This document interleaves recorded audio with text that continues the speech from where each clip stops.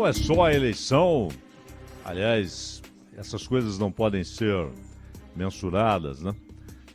Mas não será só a eleição, o resultado da eleição e o governo que haverá no Brasil a partir de 23, se permanecerá o Bolsonaro, se voltará o Lula.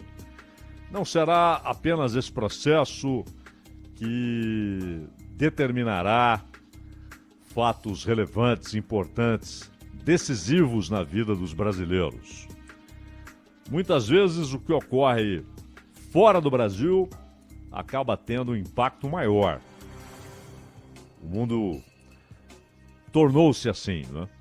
Hoje, o que acontece no mercado internacional, nas relações internacionais, nos conflitos internacionais, tudo isso que não é controlável por governo brasileiro, não é controlável pelo povo brasileiro, tudo isso tem influência direta, decisiva na vida dos brasileiros. E nós tivemos nesse fim de semana, já sabia que iria ocorrer, né?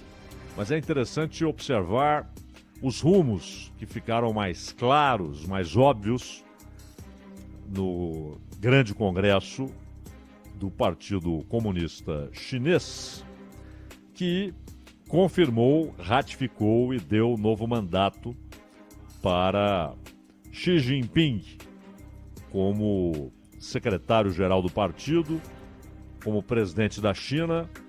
E, vale notar, são etapas diferentes de oficialização, mas também como o chefe da comissão militar. Aliás, na China, o grande segredo das relações entre o partido e as Forças Armadas, o chamado Exército do Povo, né, é que, oficialmente, o Exército é um braço do partido, não do Estado. Claro, na prática é o Exército da China, são as Forças Armadas da China. Mas há uma determinação, isso que foi desencadeado pelo chamado processo revolucionário, de que as Forças Armadas, por isso o Exército do Povo, as Forças Armadas respondem ao partido, respeitam as ordens do partido, se submetem às ordens do partido. Na prática, os generais, o alto comando das Forças Armadas chinesas também fazem parte da cúpula do Estado chinês junto com o partido. Só que Xi Jinping destaca-se agora, não apenas formalmente, ele é o presidente da China, ele é o secretário-geral do Partido Comunista e ele é o comandante-geral do exército chinês, das Forças Armadas chinesas. É mais do que isso. Eu digo exército chinês porque esse nome não é usado apenas para a força terrestre, né? O exército chinês é a denominação que lá é dada ao conjunto das Forças Armadas, com seu braço aéreo, que é a aeronáutica, seu braço naval, a marinha, mas todos eles sob o nome de Exército Popular da China, sujeito ao Partido Comunista. Secretário-geral do partido é uma espécie de fetiche que esse cargo recebeu, né? Passou a ser objeto desse fetiche por causa do Stalin. O Stalin, ainda nos tempos do Lenin, como líder incontestável do novo governo russo e depois soviético, o Stalin assumiu a secretaria-geral do partido e nunca deixou esse posto, porque esse posto lhe dava o controle do partido.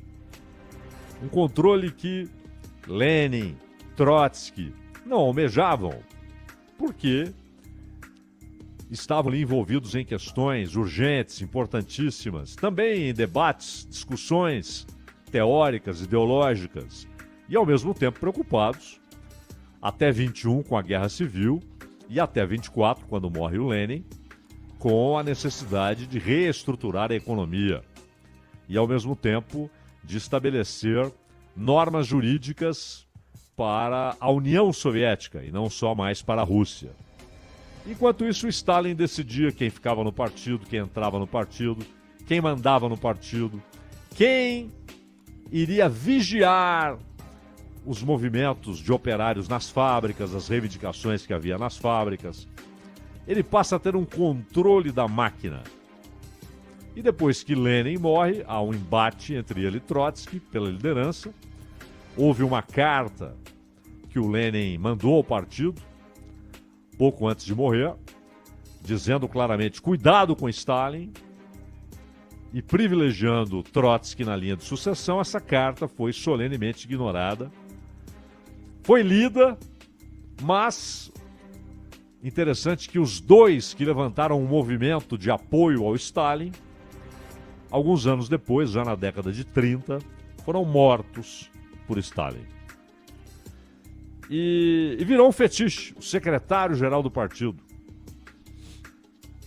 Então, onde havia um regime comunista, depois disso, dito comunista, e mesmo nos partidos comunistas no Ocidente e tal, estando na legalidade ou na clandestinidade, o grande cargo era o de secretário-geral.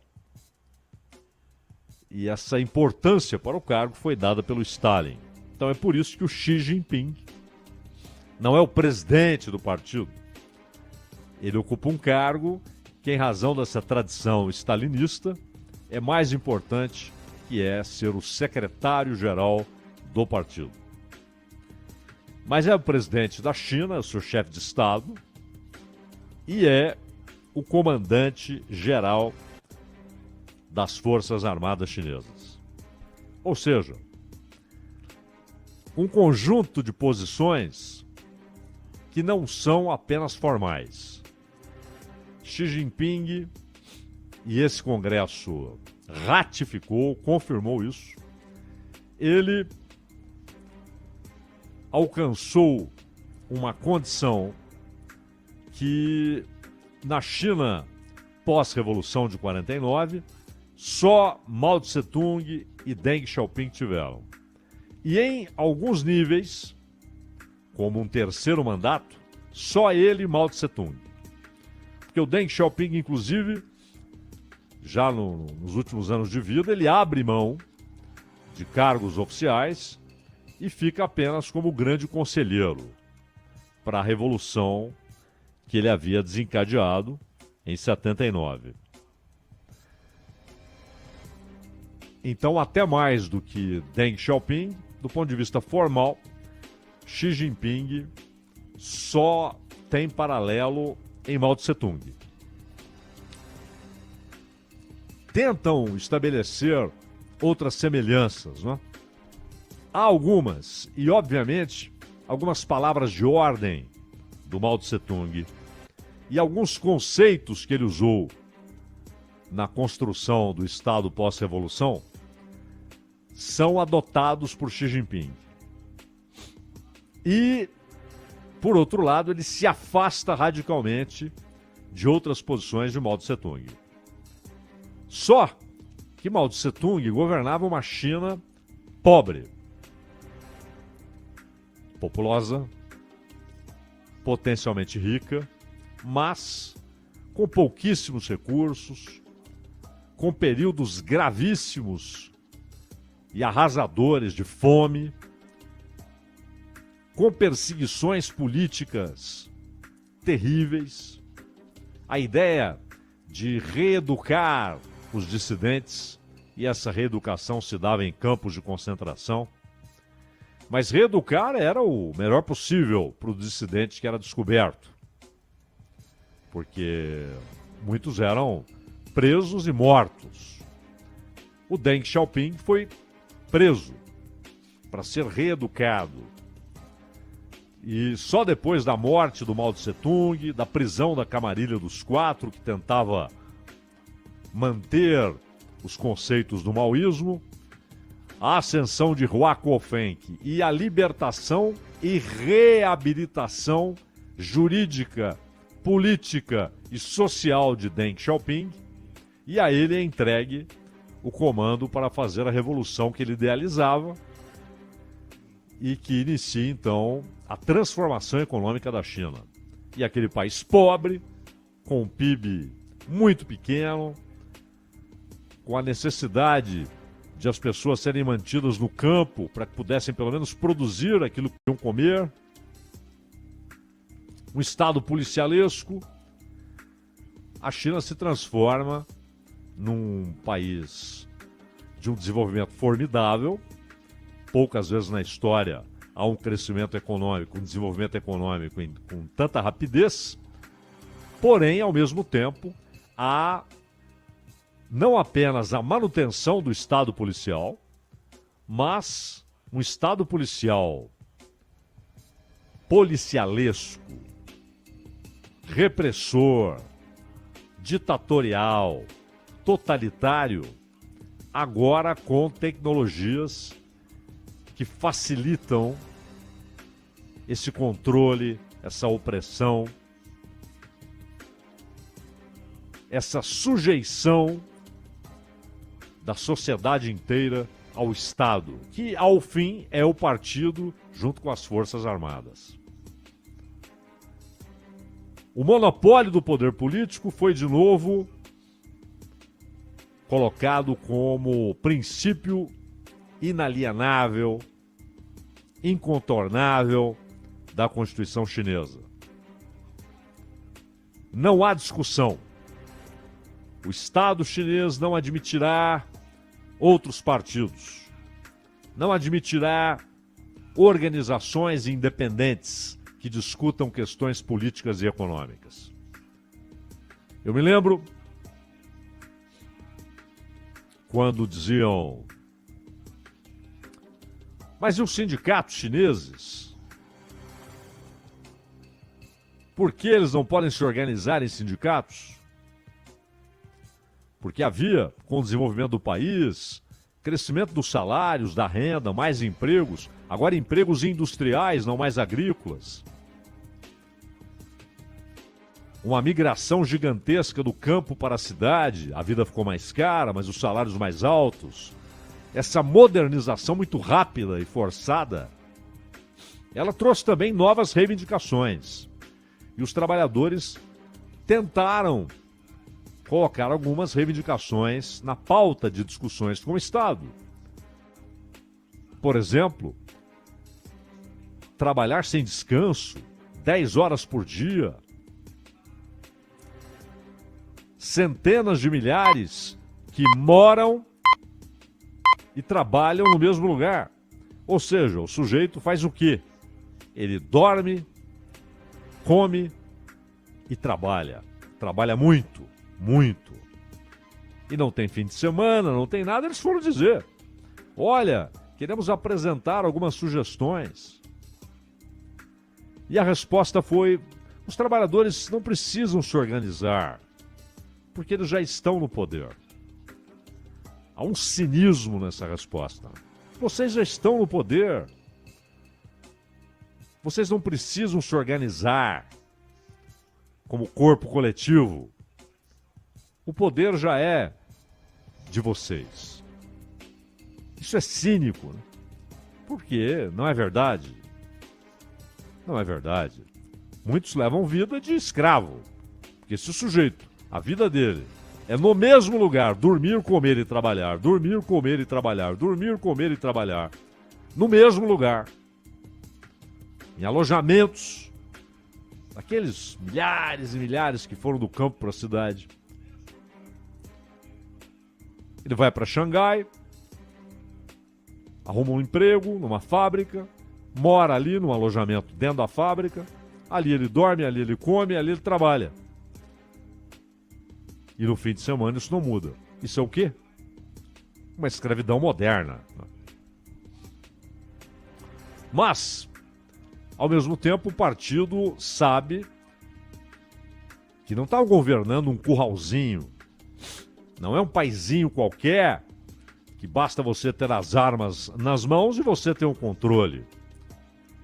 1 bilhão e 400 milhões de pessoas.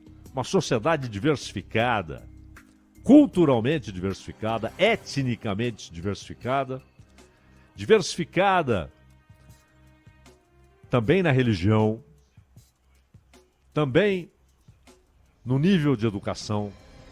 E por isso, Xi Jinping coloca como nova bandeira uma unidade cultural. Isso parece uma expressão assim, que muitos usam. Nosso país deve ter unidade cultural. Alguém bate palma, todo mundo vai para casa e ninguém mais lembra daquela expressão. Não é o caso. Isso é muito sério. Porque ele quer que os muçulmanos uigures, que os cristãos, católicos ou protestantes, que os tibetanos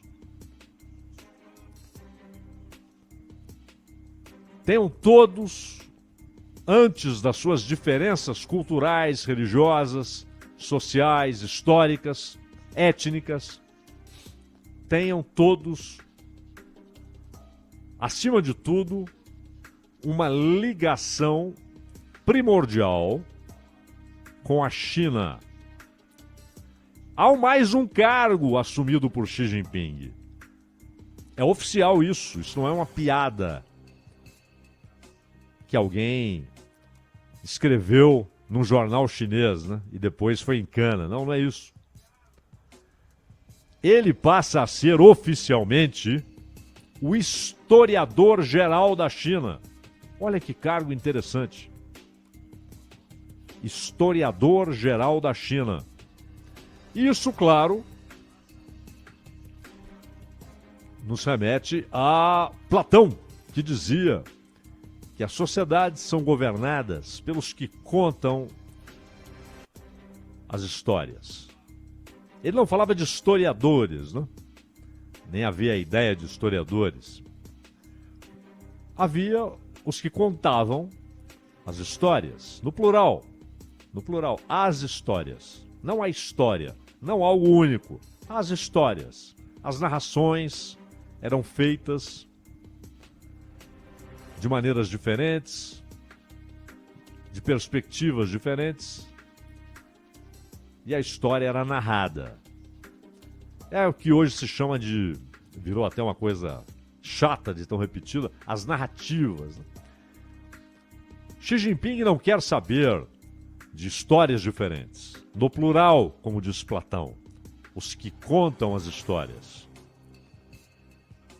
Ele e a cúpula do Estado chinês querem que só uma história seja admitida na imprensa, na televisão, nos livros e, mais importante, do ponto de vista do Estado chinês, nas escolas. As crianças terão de ler, ouvir, aprender aquilo que o historiador geral diz que é a história. É claro que a China tem uma civilização firmada de milhares de anos, com dinastias distintas, com guerras internas. Mas era sempre ali o império do meio, independentemente de quem estava no poder, independentemente de ter passado, em certo momento, o furacão Gengis Khan, o Império Mongol, formidável, né? Dominou grande parte do mundo conhecido então. A China foi construída por tudo isso, pelo pensamento de Confúcio, que ainda é o pensador oficial. O Mao Tse-tung jogou Confúcio no lixo, mas ele foi restaurado desde Deng Xiaoping como pensador nacional chinês, e o Xi Jinping gosta disso. Porque ele é principalmente alguém que vai usar o nacionalismo como ponto de união. A história oficial, com tudo aquilo que é uma história oficial de um Estado, né? Expurgando, fazendo desaparecer gente, fazendo desaparecer fatos. É o Estado contando a história. Mas a ideia é que haja uma unidade pela China. E essa unidade pela China, quer Xi Jinping, será a unidade pelo partido. Porque o partido é a China. O partido é o Estado. O partido passa a ser o historiador. O partido passa a ser o que conta as histórias. O partido passa a ser o que tem as armas, mas também o que agrega o seu povo. Mas isso só funciona se houver prosperidade. Não é moleza falar em prosperidade para 1 bilhão e 400 milhões de pessoas. 1 bilhão e 400 milhões de pessoas. É preciso produzir riqueza de maneira incessante e garantir um nível razoável de distribuição dessa riqueza. A China tem conseguido esse avanço em distribuição de prosperidade, só que à custa de valores naturais do homem, principalmente a liberdade. Quando a sua crença, a sua cultura, os seus valores ficam sujeitos à permissão do Estado, isso é um atentado à dignidade humana. Mao Tse-tung foi poderosíssimo, tanto que desencadeou a Revolução Cultural e matou e prendeu e perseguiu e tentou, entre aspas, reeducar seus opositores. Ficou no poder até a morte. Deng Xiaoping reconstruiu, reformulou, de maneira genial, estabeleceu novos parâmetros para a política econômica, e isso fez um país que, sob Mao Tse-tung, era pobre e obscuro, culturalmente, politicamente obscuro, para um país em pleno desenvolvimento, mas sem abrir mão do monopólio do poder pelo Partido Comunista. E o colapso da União Soviética impressionou os chineses. Eles ficaram impressionados. Havia reuniões marcadas febrilmente ali para discutir o que estava acontecendo na União Soviética. E aí eles entenderam: podemos abrir a economia como Deng começou a fazer em 79, mas não podemos fazer concessões políticas. Não tem essa de partido paralelo, de sindicato independente, de sociedade civil organizada. O que há é o partido, ele é o Estado é o partido é o Estado, as Forças Armadas são partido e Estado. E o líder? Entre Jiang Zemin e Xi Jinping, Jiang Zemin, na verdade, foi aquele que o Deng Xiaoping colocou para tocar a bola. Toca a bola nessa fase final da reformulação econômica. Mas nesse período, inclusive com Hu Jintao, que tiraram do palco, né, no fim de semana, ele estava lá à esquerda do Xi Jinping, alguém chegou, por favor, levante-se, ele não queria levantar-se, pegaram ele pelo braço, ele não quis, pegaram debaixo das axilas, ele não quis, tentou se agarrar um papel que era do Xi Jinping puxou o papel, ele se levantou atônito, perplexo, um homem de quase 80 anos, sendo arrastado, não literalmente, mas sendo obrigado a deixar o recinto, e depois disseram, não, é que ele tem uns problemas de saúde. Aquilo é que pela primeira vez foi mostrado para o mundo, né? Aquilo é o momento em que alguém é retirado do círculo de poder, oficialmente. Saia do palco. Você não é mais do núcleo, como dizia Mao e como volta a dizer Xi Jinping, o núcleo. Fato é, isso me lembra, para encerrarmos, quando Leon Trotsky era um menchevique, ou seja, fazia parte da ala minoritária, naqueles embates, na época ainda era Partido social-democrata, porque o Partido Marxista Alemão nasceu com esse nome, Partido Social-Democrata. Então, partidos pelo mundo reproduziam isso, até que depois viraram Partido Comunista, né? Partidos comunistas, mundo afora. Mas era na União Soviética, na Rússia, perdão, Partido Social-Democrata Russo. E havia a ala menchevique, ou seja, minoritária, a ala bolchevique, majoritária. E Trotsky fazia parte da área menchevique, a bolchevique era comandada, óbvio, pelo Lenin. E o Trotsky, que depois tornou-se fundamental para a Revolução, tornou-se bolchevique, e talvez da cúpula o mais próximo de Lenin, até que Lenin morreu. Mas o Trotsky, lá no começo do século XX, disse o seguinte: a ideia é que uma vanguarda substitua o povo. A vanguarda dos iluminados substitua o povo ignorante. O partido vai substituir a vanguarda. Claro. O Comitê Central vai substituir o partido. O Politburo vai substituir o Comitê Central. E o líder irá substituir a todos e estará sobre todos. Este, hoje, é Xi Jinping. Ronald.